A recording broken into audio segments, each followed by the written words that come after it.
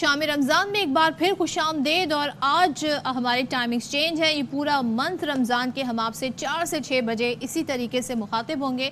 5 بج گئے ہیں اور اب ہم روزہ کھلنے سے زیادہ قریب ہو گئے ہیں۔ جیسے کہ میں نے بتایا کہ ہر گزرتا لمحہ ہمیں پکوڑوں کی جانب لے کے جا رہا ہے، لیکن اس سے پہلے ہم بات کر رہے تھے جی تعلیم پہ۔ ہم ضرور اب اس خاص طور پہ اس گھنٹے میں تو ہم مہنگائی اور قیمتوں کی ضرور بات کریں گے، لیکن اس سے پہلے ایبسلیوٹلی عوامی مسائل، اس پہ ہم بات کر رہے تھے، ایجوکیشن کی بات کر رہے تھے۔ اور ہمارے ملک میں ایجوکیشن سسٹم جو ہے وہ اتنا فرسودہ ہو چکا ہے کہ دنیا اس کو فالو نہیں کر رہی ہے۔ تو دنیا کیا کر رہی ہے، ہم کہاں ہیں، اسی پہ بات کر رہے تھے۔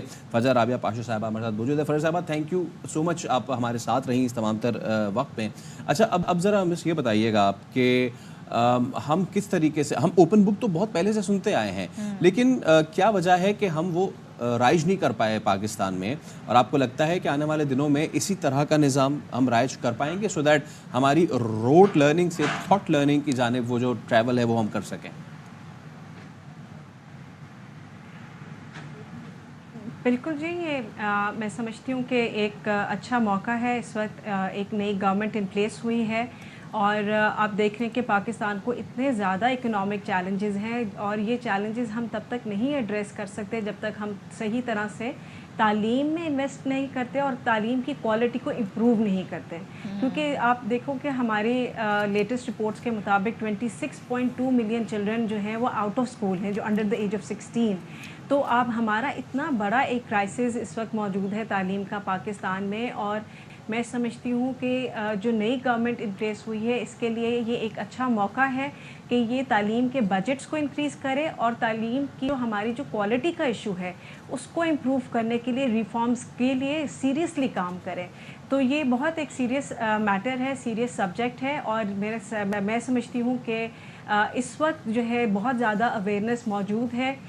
فیڈرل منسٹری آف ایجوکیشن نے ریسنٹلی بھی بہت زیادہ ایفرٹس کیے ہیں in terms of raising awareness کے جو ہمارے چیلنجز موجود ہیں۔ آپ نے شاید دیکھا ہوگا کہ ریسنٹلی کچھ ہفتوں میں 2-3 رپورٹس اس وقت منسٹری آف فیڈرل ایجوکیشن کی طرف سے شائع ہوئی ہیں۔ ان کا مقصد ہی یہی ہے کہ جو ہمارے پالیسی میکرز ہیں، جو بھی ہمارے پولیٹیشینز ہیں، جو گورنمنٹ ان پلیس ہوتی ہے، وہ بہتر ان کو اندازہ ہو کہ کیا مسئلے مسائل ہیں جو ہم جن سے ڈیل کر رہے ہیں، اور ان کا اسکیل کتنا بڑا ہے۔ تو یہ آپ نے جو ہے نا، یہ انفارچونیٹ ہے کہ ہم لوگ پچھلے کافی عرصے سے، ڈیکیڈ سے ہم جو ہے یہ دیکھ رہے ہیں کہ کوئی سیریس کام نہیں ہو سکا تعلیم پہ، اصلاحات پہ زیادہ فوکس نہیں رہا۔ ضرورت تھی۔ اچھا فجر، ذرا ہمیں تھوڑا اس سسٹم کے بارے میں بتائیے گا، بیکاز یہ کیا ہے اور کس طریقہ کار اس میں اپنایا کیا جاتا ہے طریقہ کار؟ دیکھیں جی، ایک سمپل سا سسٹم ہے۔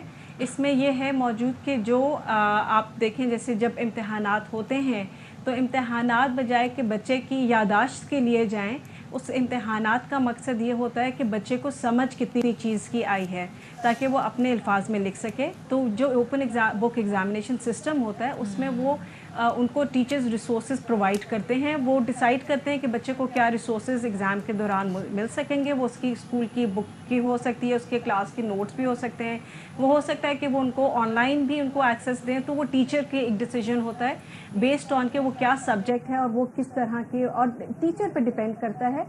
بلکہ ٹیچر کا جو کام ہے وہ یہ ہے کہ وہ اتنے کریٹیو قسم کے سوالات دیں کہ وہ بچہ اس کے پاس ریسورسز موجود ہوں، وہ لیکن اپنے لفظوں میں اس کو لکھ سکے۔ تو چیٹنگ کا بھی جو ہمارا ایک بڑا چیلنج ہے وہ بھی اس سے ایڈریس ہو جاتا ہے کہ بچہ کیونکہ وہ ورڈ ٹو ورڈ کاپی کر کے نہیں لکھ رہا ہے کتاب سے، وہ اپنے الفاظ میں لکھ رہا ہے، تو چیٹنگ ہو ہی نہیں سکتی۔ تو ایک سمپل سسٹم ہے یہ، اور اس میں ایک اچھا سسٹم ہے جس سے کریٹیکل تھنکنگ اور ساتھ ہی فکری سوچ جی بڑھانے کی اس وقت ضرورت ہے۔ تھینک یو سو مچ فجر، ہمارے ساتھ تھی اور پیشنٹلی وہ ہمارے ساتھ تھرو آؤٹ دا بریک بھی، لیکن یہ ضروری ہو گیا ہے تاکہ ہم جو پہلے کہتے ہیں نا، اب وہ نامور شاعر، اب وہ تھنکر کیوں نہیں ہے، اس لیے نہیں ہے کہ جب یہ سسٹم ہوگا تو فکری سوچ، کریٹیکل تھنکنگ